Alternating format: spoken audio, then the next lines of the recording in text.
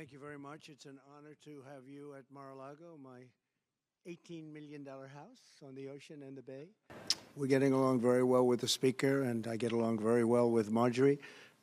We have a speaker. He was voted in, and it was a complicated process, and I think it's not an easy situation for any speaker.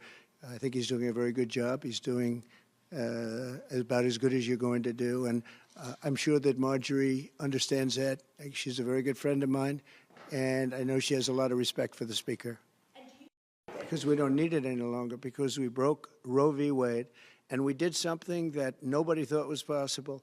We gave it back to the states, and the states are working very brilliantly, in some cases conservative, in some cases not conservative, but they're working, and it's working the way it's supposed to. Every legal scholar, real legal scholar, wanted to have it go back to the states, Democrat, Republican, liberal, conservative, and we're able to do that. You know, what we did was give it back to the states, and now the states are working their way through it, and you're having some very, very beautiful harmony, to be honest with you. You have some cases like Arizona that went back to like 1864 or something like that, and a judge made a ruling, but that's going to be changed by government. They're going to be changing that. I disagree with that.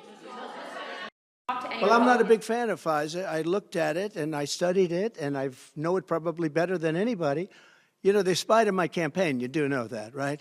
And they did lots of other bad things. I'm not a big fan of FISA, but I told everybody, I said, do what you want. They put a lot of checks and balances on, and I guess it's down to 2 years now, so that it would come due in the early part of my administration on the basis that we live up to the polls, because all the polls, we just had another one come out, we're leading by a lot, but it comes out quickly. I said, you do what you want, but I'm not a big fan of FISA. I think it's terrible. Yeah, Bob?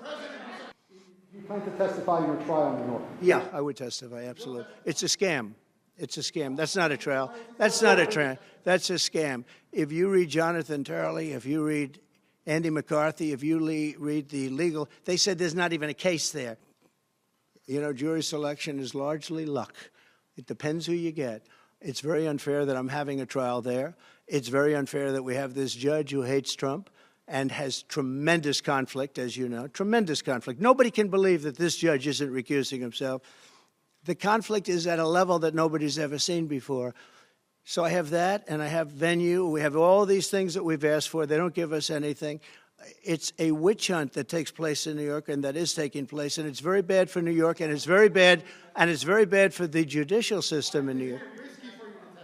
Is it risky for you to testify? No, I'm testifying. I tell the truth. I mean, all I can do is tell the truth. And the truth is that there's no case. They have no case. And again, you have to read the scholars, read all of the legal scholars. I haven't seen one legal scholar that said this is a case. I don't want to say who I spoke to, but for the president of our country to actually put out a warning that he thinks that we're going to be attacked or they're going to be attacked, that's pretty pathetic. They wouldn't be attacking Israel if I were president, that I can tell you, and they never did. They wouldn't be attacking. Iran was in no position to attack. They had no money. And so what we're going to do is the House Republicans are introducing a bill that will require proof of citizenship to vote. It seems like common sense. I'm sure all of us would agree. We only want U.S. citizens to vote in U.S. elections. But there are some Democrats who don't want to do that. We believe that one of their designs, one of the reasons for this open border, which everybody asks all around the country, why would they do this? Why would they allow all this chaos? Why the violence? Because they want to turn these people into voters. Thank you all very much. Speaker Johnson, why did you come here today? Speaker Johnson.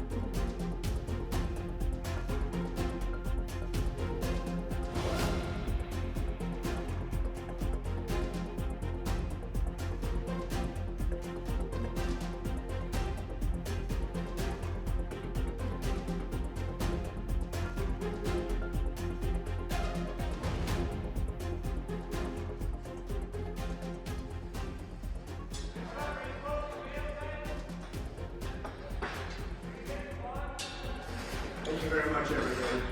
This is a wood chuck. It's oaks. Thank you.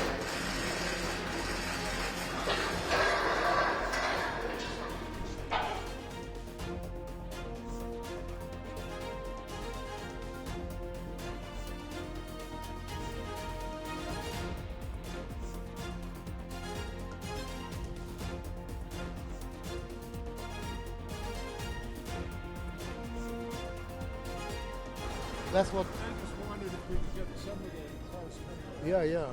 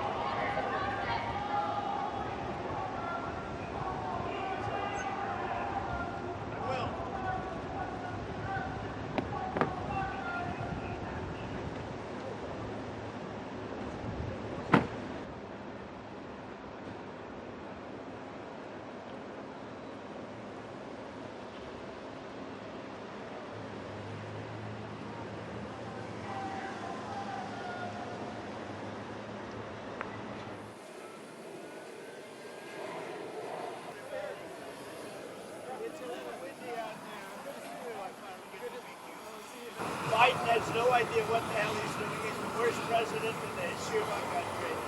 Russia would have never attacked Ukraine if I were president.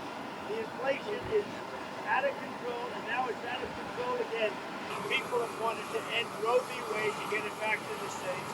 We did that. It was an incredible thing, an incredible achievement. We did that, and now the states have it, and the states are putting out what they want. It's the will of the people. The Republican Party has a lot of money coming into it. It's coming in as small donations, $61 average. We did some large donors the other night. We broke the all-time record, $52 million. We don't need the money that they. If you remember Hillary Clinton, I had about 1/3 the money that she had, and